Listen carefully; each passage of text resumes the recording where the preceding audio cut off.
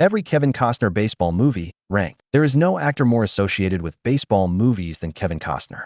In fact, Costner is likely more associated with all sports films than any other actor, given how many he's appeared in. It's not just quantity, though, as Costner also appeared in some of the best movies in the genre. There's an argument to be made about which genre is Costner's best, westerns or sports. Whenever people think of the actor, their minds will usually go to one of those genres. While the discussion is close, it feels like sports movies just edge out westerns for Costner's greatest genre.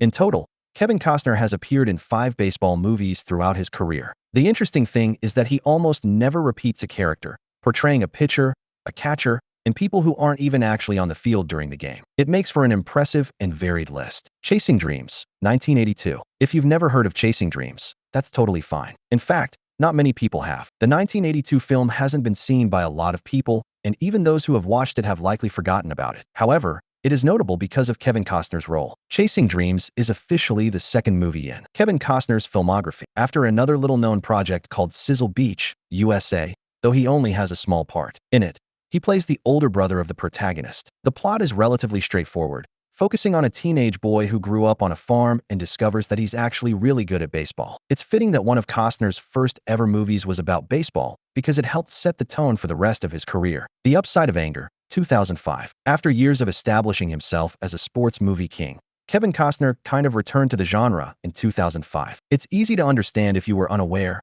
though, because baseball isn't a huge part of The Upside of Anger. This romantic comedy drama tells the story of Terry, Joan Allen, a mother of 4 who hits rock bottom after her husband runs off with his secretary. She ultimately finds solace in her next-door neighbor, a retired baseball player named Denny, who is played by Kevin Costner. Denny comes with his own issues due to some hard drinking problems. Reviews for The Upside of Anger were strong, with a lot of praise going toward the chemistry between Costner and Allen. The supporting cast includes talents like Erica Christensen, Kerry Russell, Evan Rachel Wood, and Alicia Witt. Many people believe that Denny is based on real-life baseball player Denny McClain. He was a pitcher for the Detroit Tigers who went on to host his own radio show, like the Denny in the film. This would be an interesting connection because Costner actually played a Tigers pitcher in another movie. For Love of the Game, 1999. That film where Kevin Costner portrayed a Detroit Tigers pitcher is For Love of the Game, a rare sports movie made by horror film guru Sam Raimi. For Love of the Game is the most underrated baseball project to ever feature Kevin Costner. Unlike the top 2 Kevin Costner baseball movies, For Love of the Game received mixed reviews and currently holds a 47% rating on Rotten Tomatoes. A lot of the reviews suggested that the film's baseball sequences are strong, but the romantic subplot misses the mark. That makes the mixed reviews understandable as the romance takes up a big chunk of the 2.5-hour film. The premise of For Love of the Game sees Costner's Billy Chappell in the midst of trying to throw a perfect game in his final start at Yankee Stadium, with flashbacks of his romantic life spliced in. Costner and Kelly Preston had solid chemistry, but those scenes just bogged down the film. The baseball stuff, including Costner's relationship with his catcher, John C.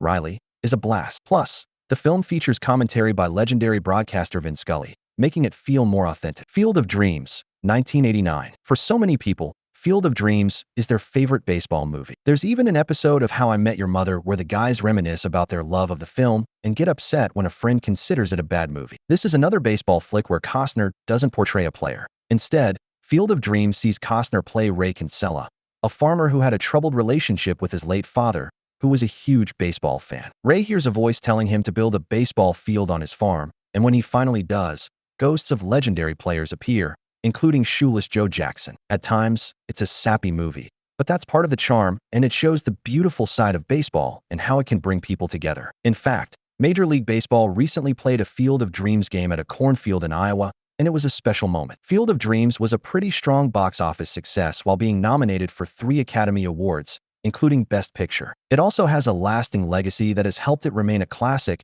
and was selected for preservation by the National Film Registry. Bull Durham, 1988. Not only is Bull Durham the best baseball movie in Kevin Costner's career, but it has a strong case for the greatest baseball film ever made. Right off the bat, there's something beautiful about it focusing on a minor league team rather than a major league club. Bull Durham follows Lawrence Crash Davis Costner, a veteran catcher brought to play for the Durham Bulls to help mentor a cocky, yet talented young pitcher named Calvin Nuke Lulush. While learning to play together, both vie for the affection of the team's loyal fan, Annie Savoy, Susan Sarandon. Kevin Costner gives his best performance in any baseball movie, making Crash into a lovable character. The relationship dynamics between Crash, Nuke, and Annie are among the best ever depicted in any sports film. Bull Durham was ranked as the greatest sports movie of all time by Sports Illustrated and is the best reviewed sports film on Rotten Tomatoes, where it holds a 97% rating. It honestly has a case for being the best movie Kevin Costner ever made, regardless of genre.